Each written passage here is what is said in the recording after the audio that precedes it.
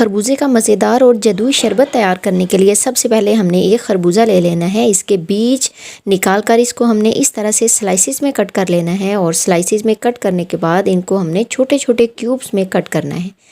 और फिर हमें चाहिए होगा जूसर वाला एक जग। इसके अंदर खरबूजे के बीज और छिलकों समेत ही खरबूजा हम डाल देंगे। इसके बीज भी हमने वेस्ट नहीं करने और ना ही इसके छिलके हमने वेस्ट करने हैं। अब इस स्टेज पर इसमें 2 टेबलस्पून मैं चीनी डाल दूंगी, थोड़ी सी फ्रेश पुदीने की पत्तियां डाल दूंगी और 1 गिलास पानी डालकर इसको अच्छे तरीके से ग्राइंड कर लेंगे। अब खरबूजे को मैंने 1 से 2 मिनट लगाकर अच्छे से ग्राइंड कर लिया है। अब इसका जो जूस तैयार हुआ है उसको आपने किसी मलमल के कपड़े या किसी छलनी के ऊपर डालकर इस तरह से इसके बीज और छिलकों को अच्छे तरीके से रिमूव कर देना है। अब इसमें थोड़ा सा काला नमक डालेंगे, ढेर सारी हम बर्फ़ डालेंगे और 2 से 3 चम्मच ही इसमें हम भिगोया हुआ तुख मलंगा ऐड कर देंगे। तो बस ज़बरदस्त था, हमारा जादुई खरबूजे का शरबत बनकर तैयार हो गया है। इसके बेशुमार फ़ायदे हैं।